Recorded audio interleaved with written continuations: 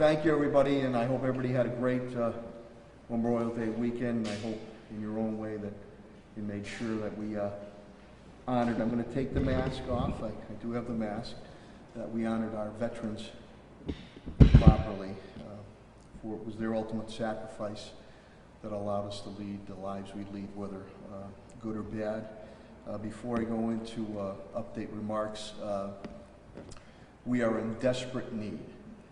And again, the business community and the private sector community have been fantastic with donations. Thermo-infrared thermometers. Again, thermo-infrared thermometers. We are in desperate need of them here for the city.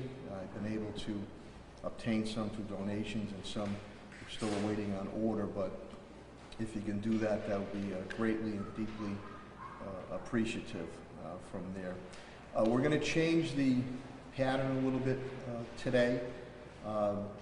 Dr. Robert Roos, who's the Chief Medical Officer of Mercy Trinity Healthcare, is here. He's going to have to leave a little earlier, and Dr. Mark Kerouac, who's the President and CEO of Bay State Health Systems, is unable to be here. He had to cover another meeting and event. But we're very lucky to have Nancy Schendel-Balick here, who is the President of Bay State Medical Center and Senior Vice President of all operations. So what I will do is I'll give a brief little update that I'm so appreciative. We've had a great partnership with Bay State and with Mercy on all endeavors in our communication, especially with the homeless testing.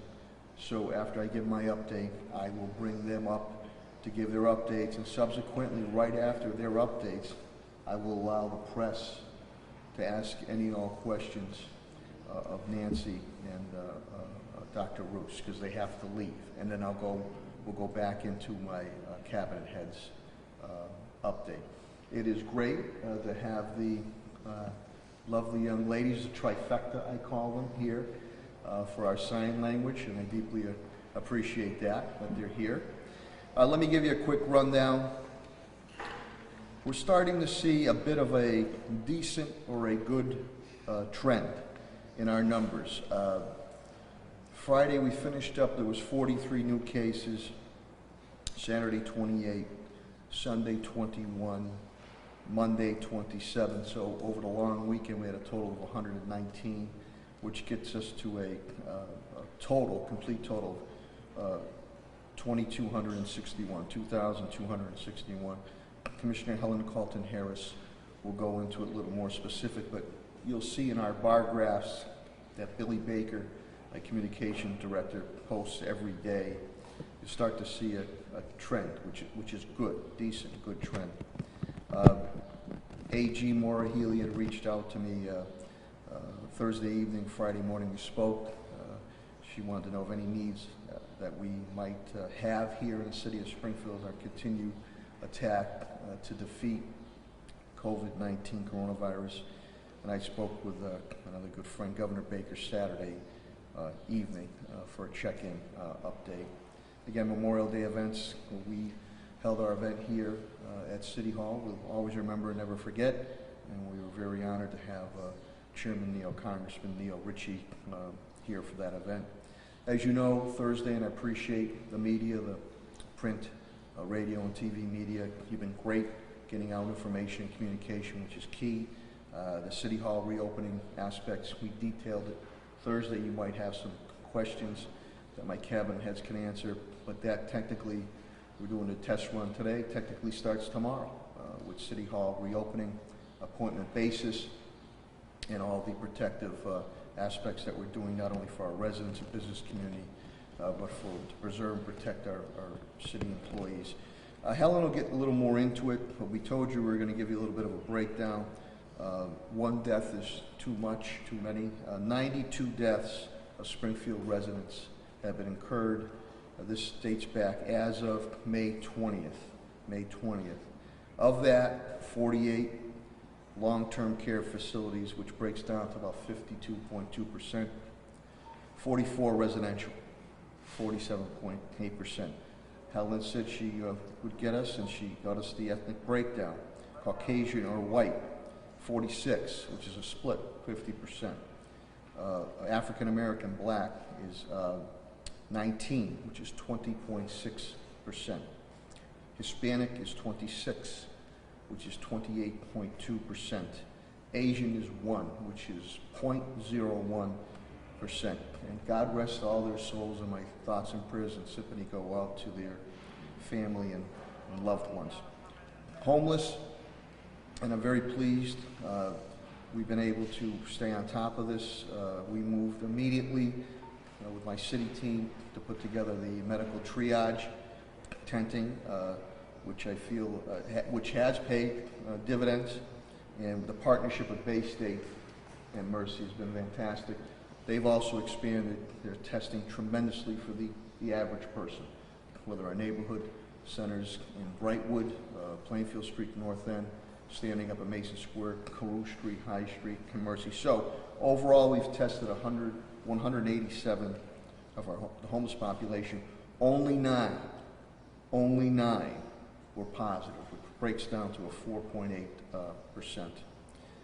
Financially, as I have done with past natural and man-made disasters, we will not skimp a dime when it comes to being able to put forth for our residents and business community, and I'll go after every dime I get my hands on in reimbursement, especially from the federal level and FEMA.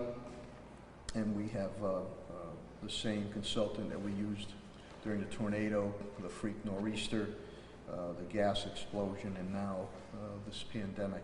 So we've deficit spent $5.5 million. We've had a revenue loss of $3.5 million, and every cabinet head is tracking it down to a T, and I appreciate my CAFO, TJ Plant, Financial Division, staying on top of that. We received another donation, G-Tech, Commissioner Clapperoo. G-Tech is doing the body-worn cameras, which we're moving forward on. They donated 400 masks, surgical masks, to Springfield Police Department. Commissioner Clapperoo, when she speaks after our medical update, they're down 6. We had a very manageable weekend, knock on wood. Why? Because of strategic, proactive patrols that Commissioner Clapperoo put out there and working with our dedicated and brave men and women in blue, State Police, and Sheriff Nick Kochi, the Sheriff's Department with our parks. Commissioner Calvi will speak. He's down 3. They had a couple of fires. They're still working. A couple of fires they had to put out over the long weekend. He'll tell you they were careless disposal of smoking materials. DPW, Director Chris Signoli. Trash continues to get picked up. Recycling, yard waste, sidewalk work has started. His inter-office work, engineering, administration is now expanding, and he continues to be the oversee. We're stockpiling as much as we can for PPEs and masks. We have to be ever prepared, so we'll never have to want at all, and it's terrible that the United States of America would have to plead for supplies that are desperately needed. We need to start making our own right here in the United States of America. Superintendent of Schools, Deanne Warwick, he and his team done a tremendous job. 843,000 meals have been served to our students and families, 18 sites across the city. Schools, 93,000 meals went out Friday for the long weekend. We're going to get well over 1 million meals served. This is a breakfast, lunch, dinner, and snacks, and now milk. We worked out a deal so milk is not thrown away from the milk producers through the Oasis Food Bank, John Foley, and the Food Bank of Western Massachusetts, and many of the volunteers. That's every Friday. We do that out of Central High School with the help of DPW and Commissioner Clapper with the Police Department and Principal Tad Tokars and many, many volunteers. We serve about nearly 3,500 families every Friday. I was up there a couple Fridays ago to hand out meals and give people encouragement. The Superintendent Warwick probably speak to you a little bit more. The graduation ceremonies that we're going to have, 2, and then maybe you'll speak a little more specific that summer learning will be remote.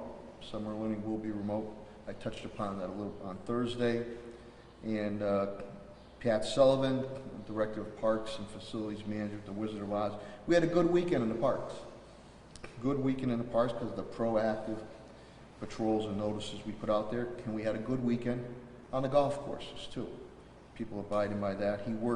He's working with all my cabinet heads on the reopening of City Hall. Again, whether phase 2 or 3, we're still determining if possible what our summer programs will or will not look like. Tim Sheehan, my Director, Chief Development Officer at GoDev, 80% of the last phase of Prime the Pump contracts, grants have been contracted. Minority-owned businesses, over 45%. We saved well over 100 jobs, keeping people working. We're continuing to be prepared we're continuing to work with our businesses, specifically our restaurants, for the outdoor al fresco dining that's being put together when they're ready to go. Another thing that is near and dear to our heart, many people are struggling to pay their rent, pay their mortgage. We got another pot of money from HUD. We're putting out an RFP for a nonprofit to help out these individuals who are struggling with their rents and mortgage relief on that. We're in the business of business, and we need to continue to dictate our future. We had a great Zoom call with the new owners, especially in the economy we're facing right now, the new owners of Sears, the whole Sears complex at Eastfield Mall, and they're very bullish on Springfield, and they're very bullish on brick and mortar and retail, so we're looking forward to working with the new ownership there. Attorney Mahoney, my HR and Labor Director, and Eddie Pakula, my City Solicitor, again, they continue to work on the opening and the entrance areas and employees training and posted from there. So being respectful of the professionals here from Bay State and Mercy, I'm going to bring them up, and questions from the media will be taken right after they both speak because they have to leave, and then we'll go into the updates directly from my cabinet heads. So today, again, and a great pinch hitter too for Dr. Mark Kerouac, who's the President and CEO of Bay State Health Systems, is Nancy Shandolf-Alec, RN. She is the President of Bay State Medical Center, Senior Vice President of Hospital Operations at Bay State Health, and I will bring Nancy up first. Very, very appreciative. She's been on some boards and stuff in Boston on the health perspective, and then we'll bring up Dr. Robert Roos, and subsequently we'll take questions for both right after that. Nancy, thank you very much for being here.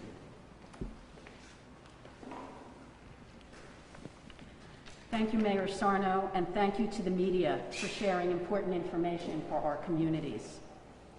I hope everyone enjoyed their weekend, remembering and honoring our veterans, and enjoying the beautiful weather and practicing social distancing. I serve as president, as Mayor Sarno said, of Bay State Medical Center and Senior VP of Hospital Operations, which means I'm responsible for all of the Bay State Health hospitals. I am a nurse, and I am truly inspired by the teamwork, collaboration, and can-do attitude of our professionals throughout this pandemic. I am proud of our frontline staff, our doctors, nurses, respiratory therapists, and every patient-facing team member. And all of those actually, because for us to do our jobs on the front lines, there is a whole team supporting them.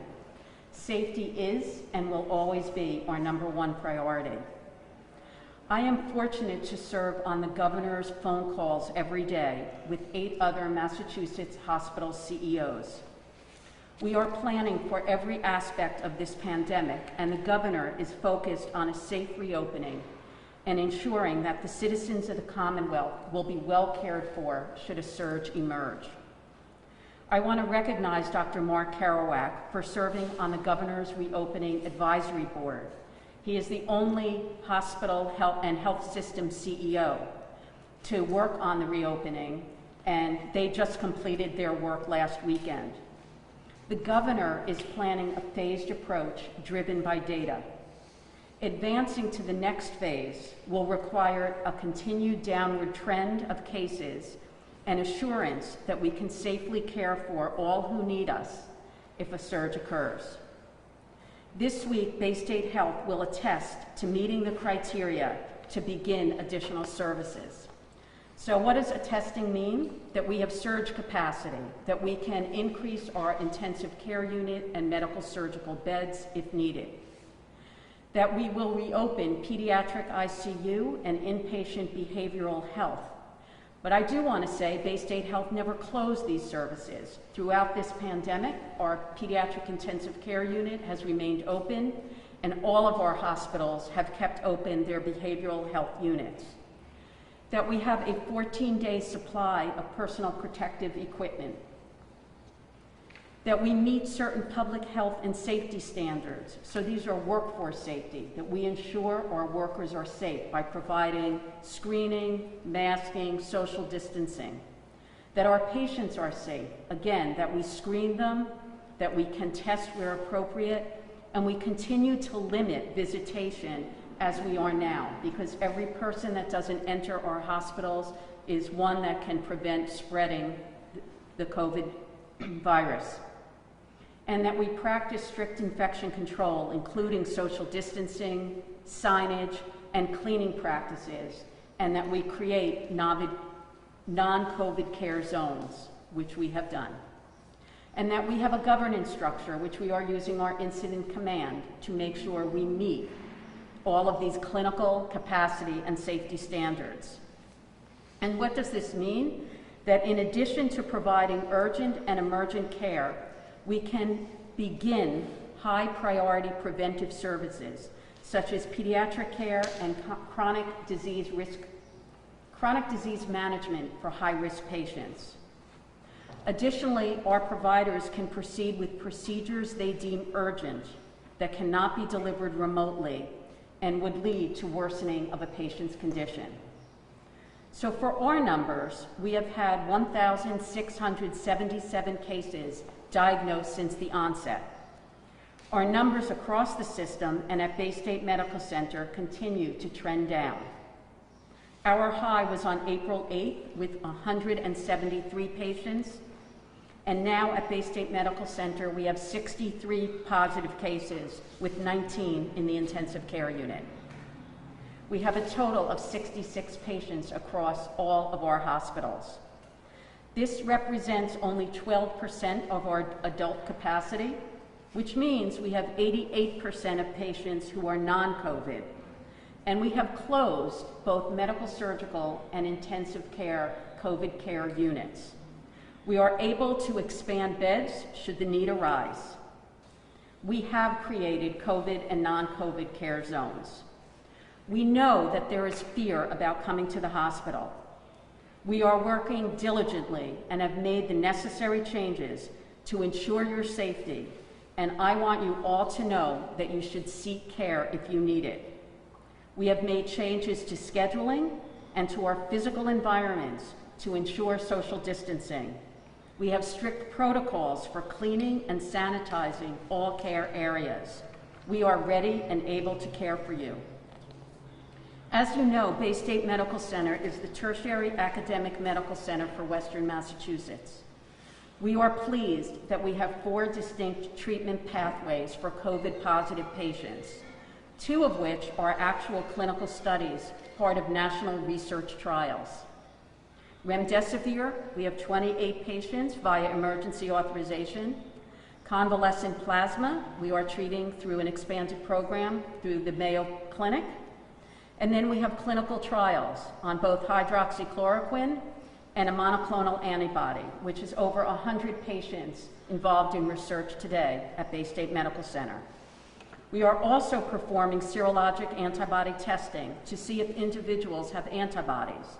Now, we don't know exactly yet what this means, because if a person we don't know whether a person is infectious at the time, and we are really hopeful that in the next 6 months, many of these questions will be answered and we will be better able to manage patients and manage the population. The goal for Bay State Health is to perform about 1,000 tests per day, and today we are testing about 500. We are using multiple platforms, and we continue to expand platforms and evaluate them so that we can meet our goals.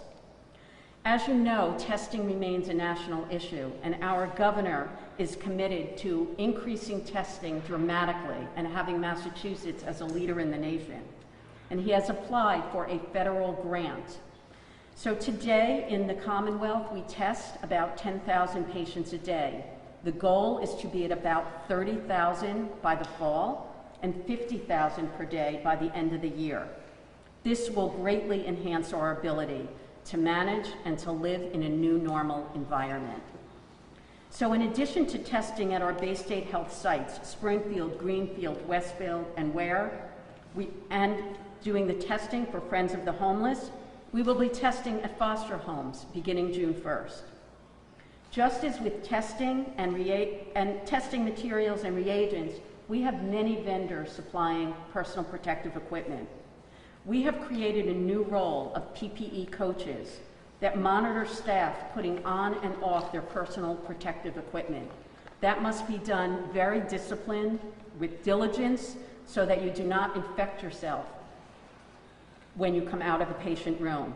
They provide real-time guidance to staff so that they are safe in caring for COVID patients. This role will be part of our future and our new normal. Bay State continues to outreach to vulnerable areas in Springfield, and we work to rally our opinion leaders to share the importance of prevention protocols. It seems like this weekend we did well. We have a team that has identified high-risk locations in Springfield, and we have initiated outreach. We have performed needs assessments, and we are working to share information that is culturally and linguistically appropriate. Every day, there are teams that demonstrate exemplary, compassionate care. In this pandemic, with restricted visitation, we are using technology to connect patients and families. We have witnessed patients perk up after using an iPad to connect with children and grandchildren because visitation is so much a part of a patient's healing.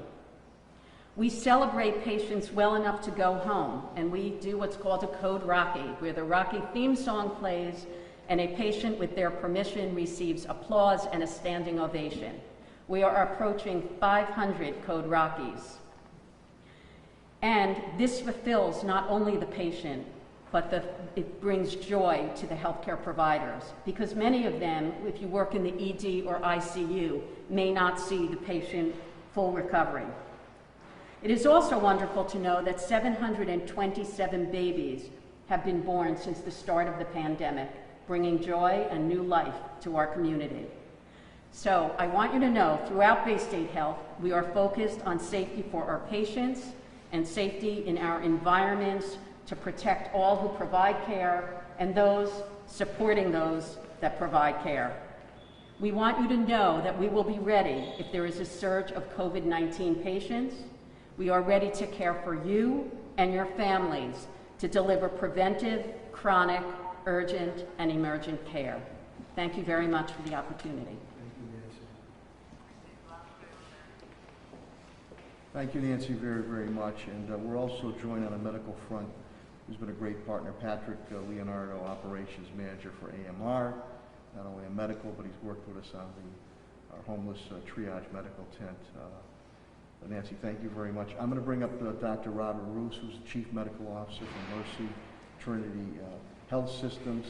After he speaks again to the media, because they have to leave, I don't want to keep them here longer than they have to for another engagement. They will take questions. Then I'll go into with specifics with my cabinet heads. So the Chief Medical Officer of Mercy Trinity Health, Dr. Robert Roos.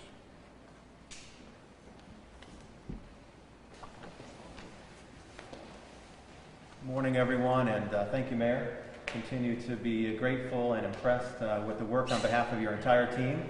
And particularly, we've highlighted some things regarding the care of the homeless. And I just continue to be impressed. 900,000 meals given out here in the city of Springfield. Some great ways in which you're continuing to care for all of the residents during this challenging time.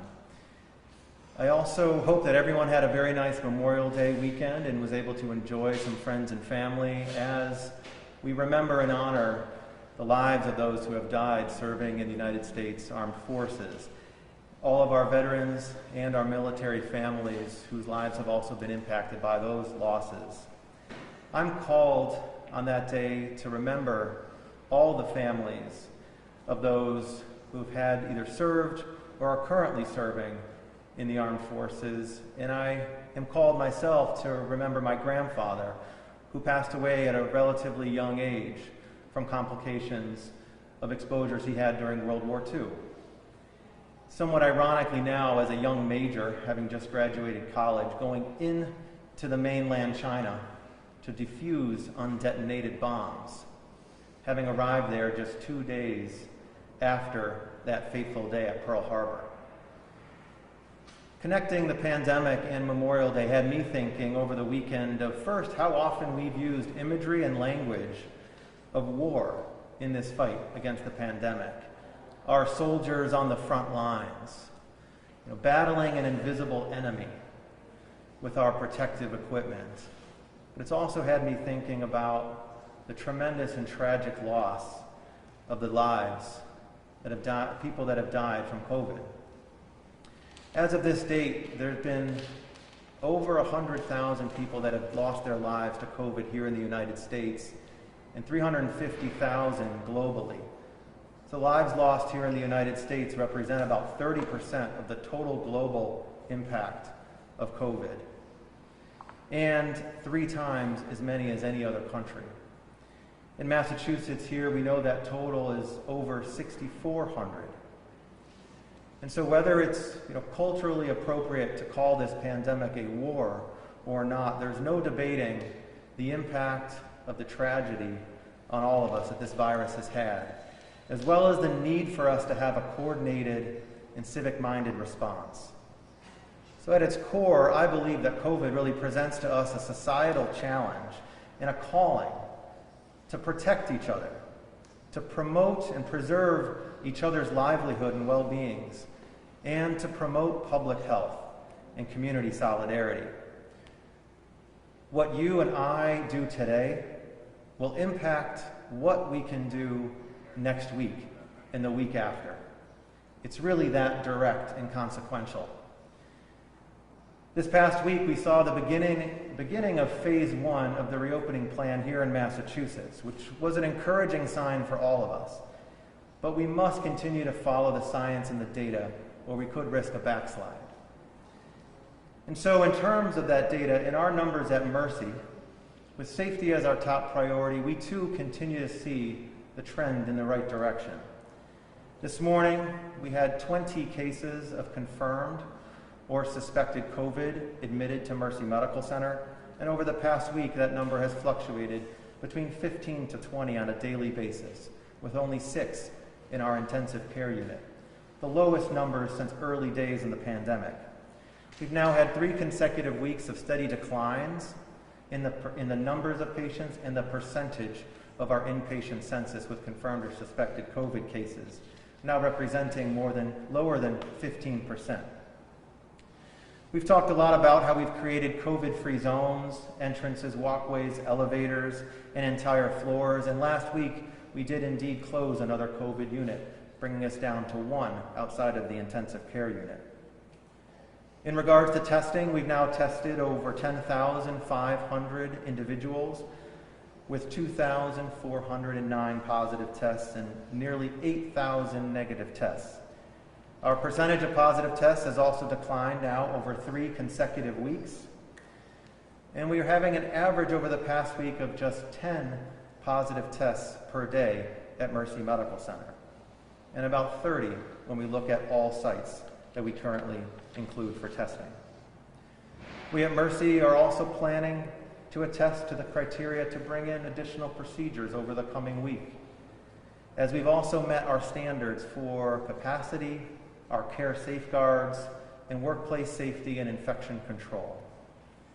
We have been testing all patients that are coming in for essential procedures over the past several weeks, and we've not had any patients come in test positive, which is a sign of the effective safeguards, the value of social distancing, universal masking, and isolation if sick, and also the relatively low prevalence of virologic infection in the community.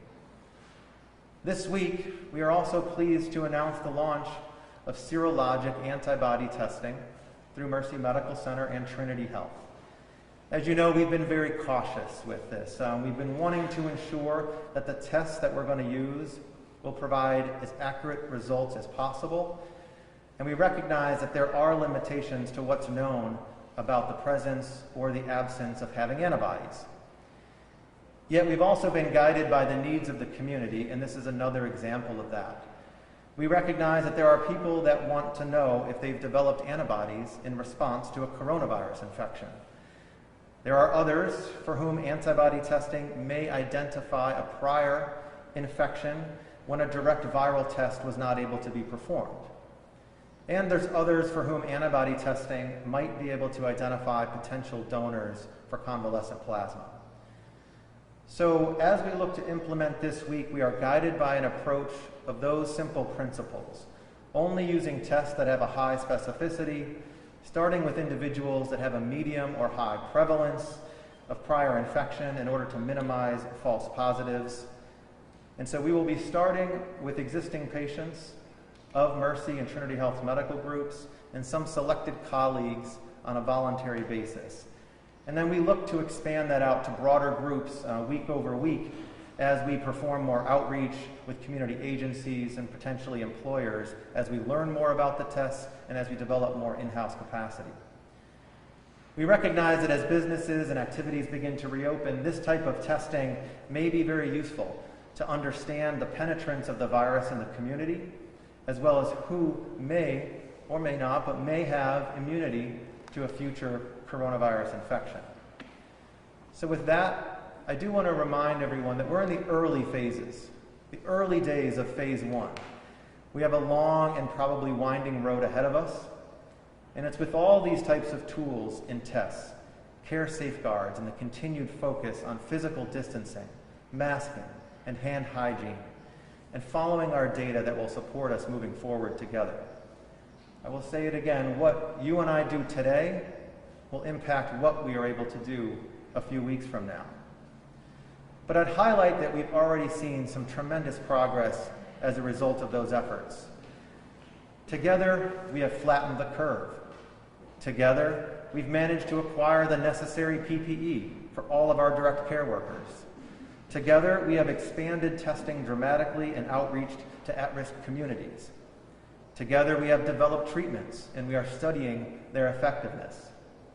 And most importantly, together we have remained open, ready, and prepared to manage all of your essential healthcare needs. At Mercy, we are here for you. We provide safe care to everyone, and we want you to take care of yourself. Not only will we overcome this enemy, but we will emerge stronger, more adaptable, and with more resolve. And as my grandfather would have said, this is an opportunity for us to live a life with purpose. Now is not the time to let up. Thank you. Thank you, Dr. Luce. I'm going to bring up Madam President Nancy. Dr. Luce, if you can stay up here also, too. They have another meeting they have to be at, and I'm so deeply appreciative, again, the friendship and the partnership that they stay in Mercy. They will take any and all questions from the media right now, then I'll bring my cabinet heads up one at a time for their own. Paul? Question for the President of Basic. What, you talk about some of the high priority preventative procedures that you'll now be making available that work during the pandemic phase? Yes, so if for example, a person has a history of breast cancer in their family, mammography by itself is considered a routine procedure. Now, if someone is late in terms of getting their annual mammography, and with this history, those are the kinds of things that we will be able to begin to offer. As Dr. Roos said, this is going to be a longer road, and the purely elective will be part of phase 2. So when colonoscopies, things like that, will those be included in this?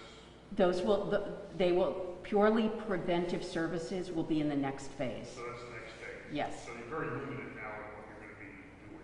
Correct. It is where there is a concern about a person's condition deteriorating. And the other thing that I would say is, when this pandemic started in mid-March, we canceled all elective procedures, right? And so some people that may have been deemed elective in March that were scheduled for surgery the first, second, or third week of this pandemic are now seeing their conditions change. And I would urge any to go back to their provider, because now it may not be just elective, it may be an urgent elective or emergent case, and those we are open for as we speak. And Dr. Riss, is that pretty much the same situation at Mercy? And this is starting this week, right?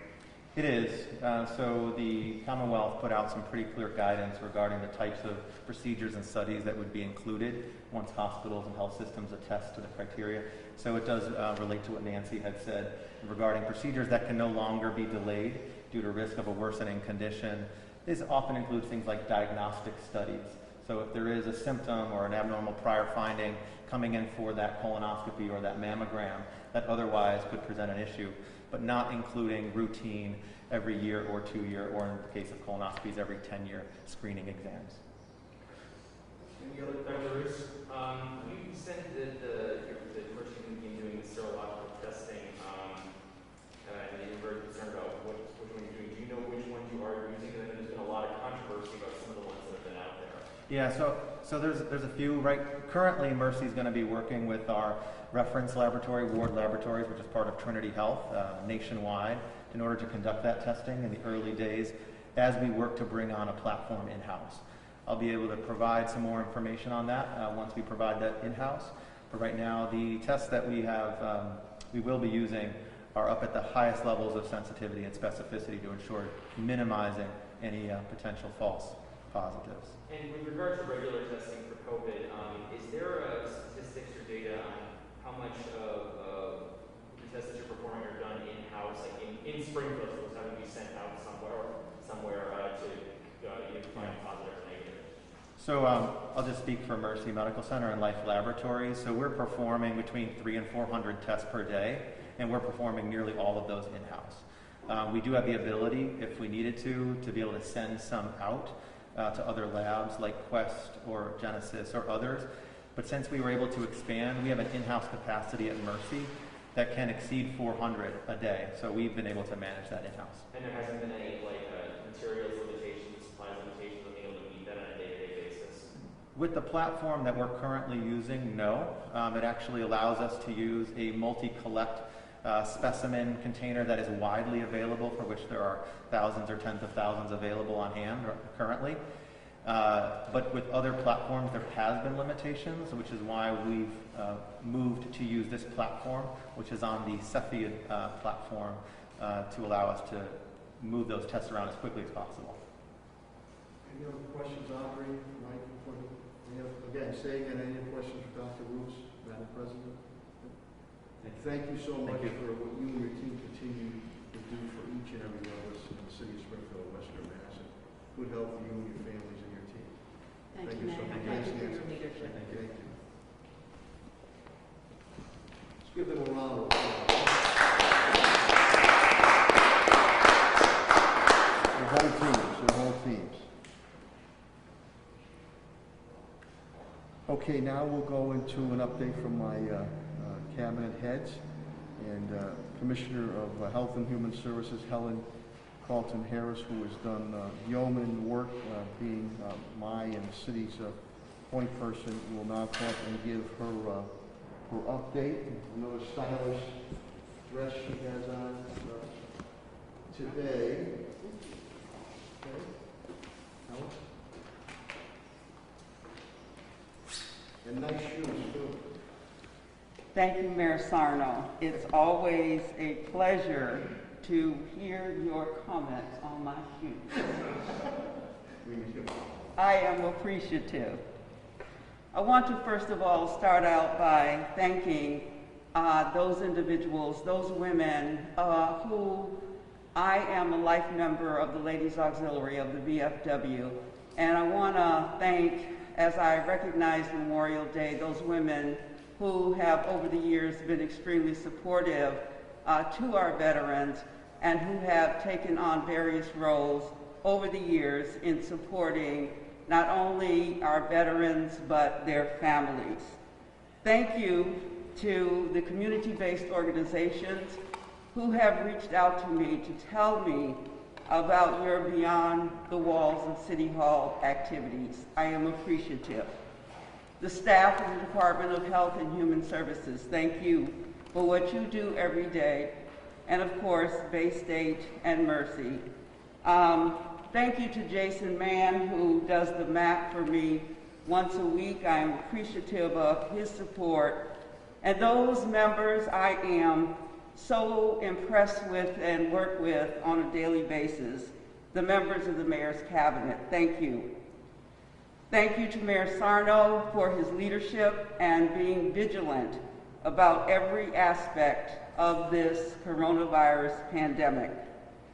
As the Mayor said, in the Commonwealth, there are 93,271 total cases. In Hampden County, 5,755.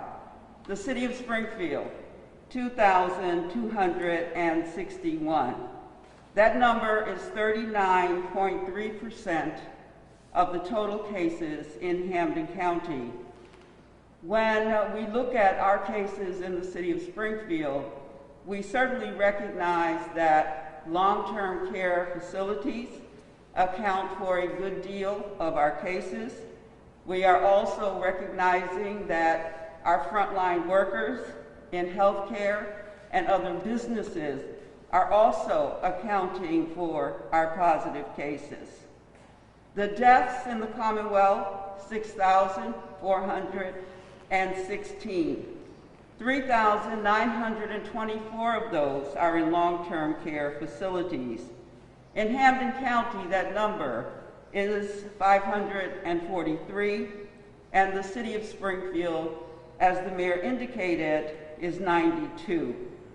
Statewide, deaths in long-term care facilities is 61%. Here in the City of Springfield, it's 52.1%.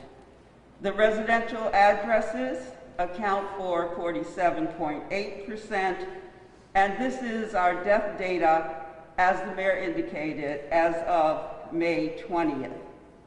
50% are white, 20.6% are black, 28.2% are Hispanic, and 1 Asian, which is about 1%. Springfield has 92 deaths. It's important to stop and recognize that while we say the data, there are individuals who account for those 92 individuals. Statewide, the average of positive tests are 52. 68 is the average of hospitalizations, the age 68, and 82 is the average of deaths. It's important that we stop and think about what that really means. Think about someone you know that is 52. Think about someone you know who is 68, and think about someone you know who is 82. It doesn't matter how old an individual is, their death leaves a gap in our family fabric. I have heard from many of you who have told me the stories of your loved ones who have passed from this virus. I would appreciate it if we were able to publish some of those stories on the city's website. So if you are willing to share information about someone you know, you love, and you lost through this COVID-19 pandemic, please let us know by getting in touch with me at my department. It's important that we put a face to this virus and not just look at the fact that it's a number, a face and a story. Harm reduction in the age of coronavirus. Harm reduction really is about risk mitigation. Individuals are going to take risks, but we ask you to think about the harm that you're doing to your friends and your family by not adhering to the guidance. We cannot ignore the death, the mental and physical devastation we are all experiencing. As we begin to open and resume portions of our life during phase 1 of our recovery, our behavior during phase 1 will be a predictor of how we go into phase 2. The map in front of you, when we started doing it on April 6th, we had 171 locations in the city of Springfield. Today, there are 1,384 locations all across the city. We are still seeing the clusters in the zip codes that I've talked about, but our main cluster is 01104, where we have a long-term care facility that is showing positive results at a higher rate. Contact tracing. I want to just spend a moment talking about contact tracing because that is one of the very important legs of our stool. I would appreciate it so much if you receive a call from a contact tracer that you are answering that call. Every day, the Department of Health and Human Services gets data pushed back to us around households in our city who are not responding to individuals who are calling about contact tracing. It's very important. If we are going to mitigate this virus, we need your cooperation. If you receive that call, please adhere to the guidance that's given to you, isolate if you must, and quarantine if you must. Many of the cases that are coming back to us are cases that we have given to the state. We keep many of them, particularly our healthcare workers and frontline workers, but we're getting many of them back. Please answer the call. Testing sites has been noted. It is my understanding still that testing sites need to have a physician's note. We are not doing asymptomatic testing at this point, although testing is expanding. Testing is going to be so important to our reopening this country and this state. We need to understand the penetration of this virus, and we can only understand that by understanding where the community spread is happening. Community spread is a spread when you do not know that an individual is positive, yet they can spread it to other persons. One more important fact, during this time, we cannot be powerless spectators. We have to be powerful initiators. When you visit businesses that are open during phase 1 and begin to venture into them, remember to adhere to the guidelines and also remember about not being powerless. If you are in a barbershop, a hair salon, and you recognize that there are not the protocols or guidelines put in place, please say something. Use your voice to say and ask questions about behaviors and risk factors. That's going to be important. Our risk communication strategy has to be in place. We have to understand that we are going to take risks. It's what we do as a society. So, the social distancing, stay home if you're sick, cover your nose and mouth, and make sure that you are having patience. It is a time for us to be patient with each other to the degree that we can. Again, I want to thank Bay State Mercy, Springfield Public School nurses, Jason Mann, the residents of this city who call the hotline every day to report those things that you're seeing out there. We take them seriously, we follow up, and it's important that you continue to let us know. Finally, the human toll I spoke about, but again, I would very much appreciate if we were all able to work together to highlight some of those individuals in our community who we have lost. The mothers, the fathers, the grandmothers, those individuals who were with us on our life journey. And so remember that this pandemic is not over. And because we are going into this phase one, it's important for everybody to recognize this is phase one. It's going to be rocky. There's going to be some steps that we have not anticipated. Again, please be patient. We will get through this together. Thank you.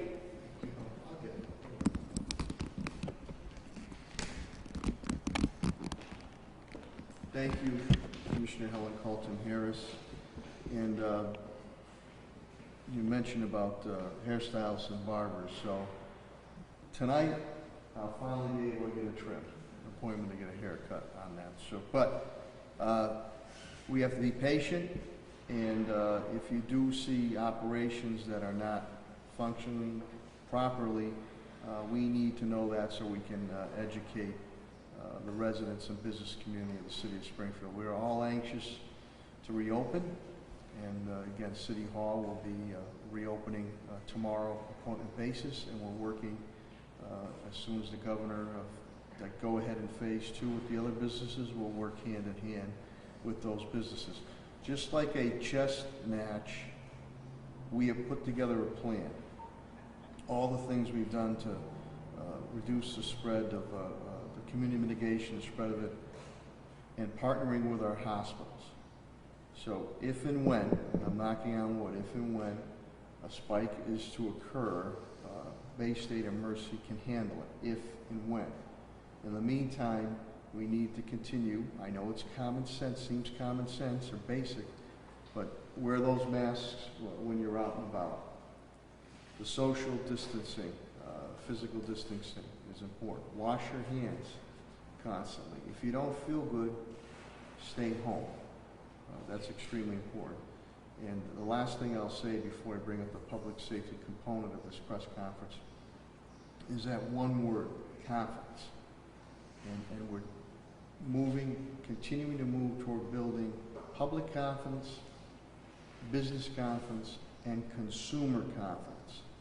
And that is done to our plan, and also, as Commissioner Helen Colton Harris mentioned, the more and more testing we can do, the more and more contact tracing we can do, the more that we'll be able to stay on top of if a hot spot occurs. But all working together. And again, I thank the residents and the business community of Springfield. You've been fantastic. And I need you to hang in a little more longer, because we will defeat this COVID-19 and coronavirus. The public safety component, again, the brave and dedicated men and women in blue are out there day in and day out, not only having to deal with the pandemic, but the regular challenges of policing in America. And the firefighters, same thing. They're out there day in and day out. I think they had 2 or 3 fires they had to knock down this weekend, long weekend. I think 2 due to careless disposal of smoking materials. So with that, I'm going to bring up the police commissioner of the city of Springfield, Cheryl Cropper.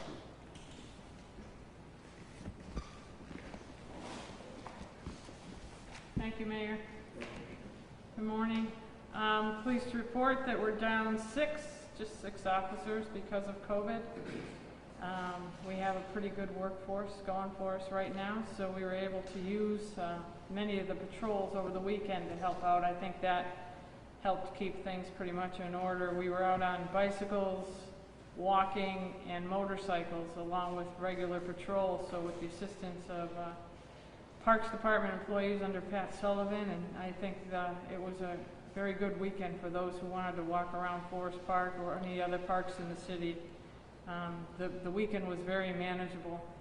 I will say that we had made a lot of strides with C3 and community policing before this epidemic, and obviously now with the distancing and the masks, it's getting very difficult to keep our relationship going. So the C3 officers, getting a little antsy, asked if they could participate in some food drives. We did that. They had a Mason Square food drive Saturday at the Freedom House of God on Union Street, and we will continue to do some more of those for the neighbors that we see that are in need.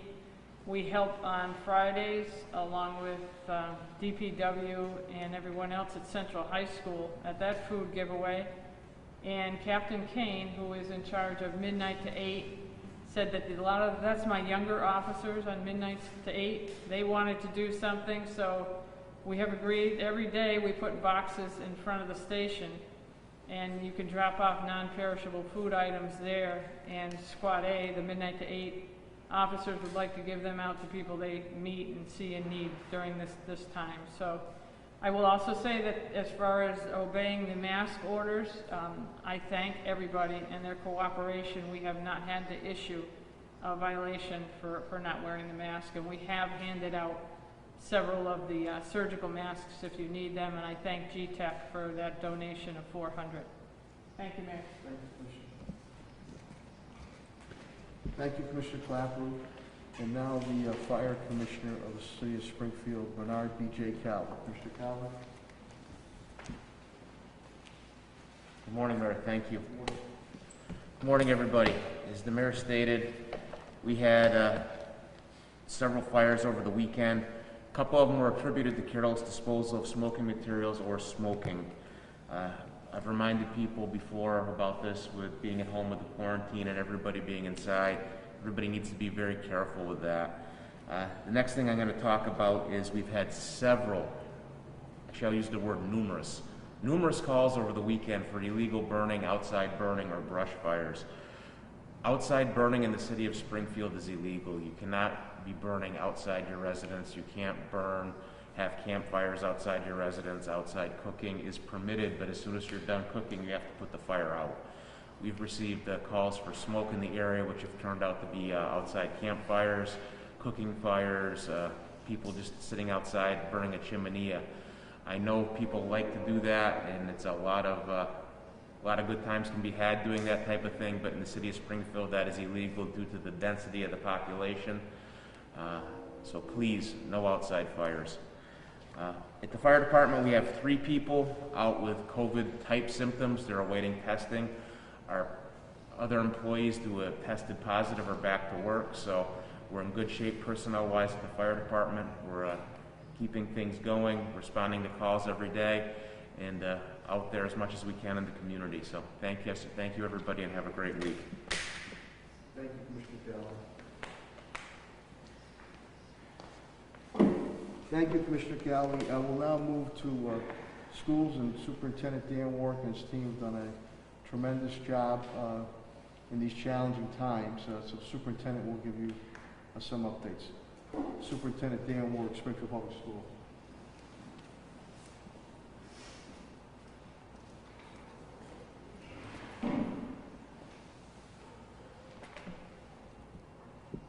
Thank you, Mayor. Good morning. This weekend on Friday, we distributed 93,736 meals. So we took care of families for Friday, Saturday, Sunday, and Monday, taking us up to 843,304 meals since this pandemic began. Before school formally closes on June 19th, we'll have distributed over 1 million meals to families throughout the city. We have spent a lot of time planning, and for the summer we have decided we can do more for more families with remote learning. We're going to offer all of our traditional summer programs remotely, And we're going to create an enrichment program for families to do special projects and some fun project-based learning activities for everyone in the city to try to, again, make up for some of the remote learning that occurred this spring. We're planning graduations for our seniors and really working hard on that. First 2 weeks of June, according to our normal schedule, our 8 high schools will graduate their seniors. We're going to have a presentation, a virtual presentation on Channel 15, Focus Springfield, and have a remote graduation for all 8 of the high schools. In addition, and credit goes out to our high school principals and their staffs, they wanted to create an in-person experience that was safe but memorable for our families. You know, I think that senior year, we have to remember how important the rites of passage are. So they're creating an opportunity for the families to come in one at a time and get an experience on stage, get some pictures in their caps and gowns, so they'll have some of the traditional pieces of a graduation ceremony. Again, I think I really want to credit my staff. It's been a tremendous effort on the part of my entire staff. Our teachers, counselors, administrators have been reaching out to families to get them involved in the remote learning. We distributed over 17,000 laptops throughout the city. Again, I'd like to thank Mayor Sarno for his support in expanding our capacity with the laptops so that learning can go on for our students. And our staff has been really out there trying to reach out and meet family needs, right down to even counseling needs for families that are having some issues. For any family who needs support in the area of remote learning or with counseling issues, our principals are available at the schools, and just give them a call and they'll follow through with staff to support our family needs. Thank you, Mayor. Thank you, Superintendent Warwick. And to a man who wears many, many hats, facilities management, the parks, he's helped on homelessness, Pat Sullivan, who's the Director of Facilities and Parks of the Wizard of Oz. Mr. Sullivan?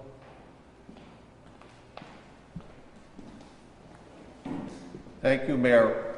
As the Mayor has indicated, some events and buildings are reopening to the public as starting tomorrow. And these are resuming under the guidance provided by the Commonwealth of Mass following CDC guidelines that provide the steps required to ensure the safety of park patrons and our Springfield residents.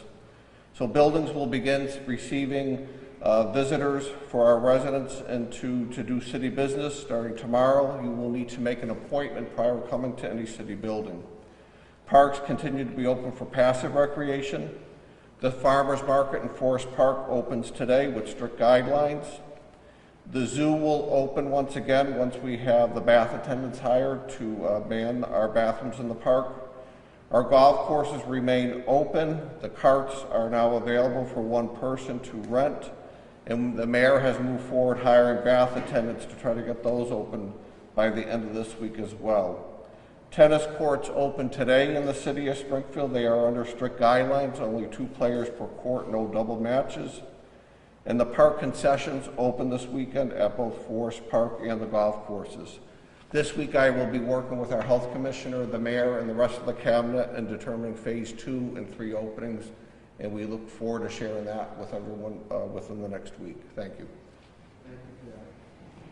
Thank you, Director Sullivan. Thank you for your facilities management team, the physical plant changes they have done, whether throughout City Hall or throughout many of our municipal buildings, to make sure that residents and business community are not only protected, but we continue to preserve and protect our workforce, our employees here.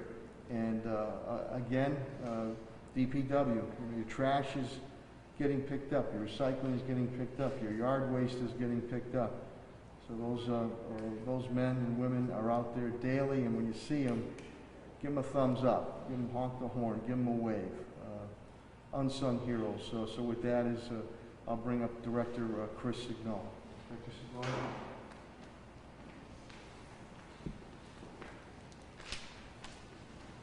Good morning, everybody. With regard to DPW, we have 2 employees out that have family members who have tested positive with COVID. We have 2 employees that are out that are awaiting testing and/or results.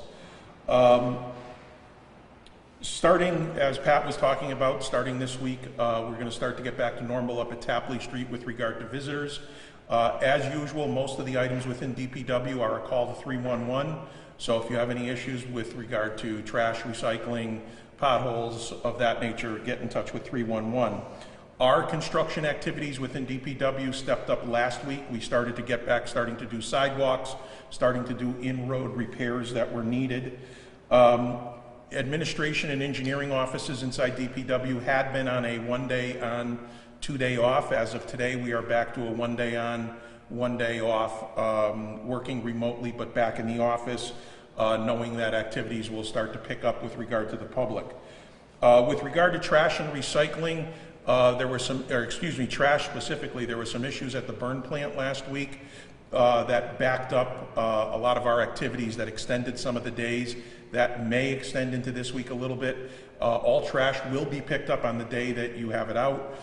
It just may be later. So if it ends up getting too late, please call 311 and we'll be able to tell you if there are any issues, but it should be able to continue without a problem this week. And that is it with regard to DPW.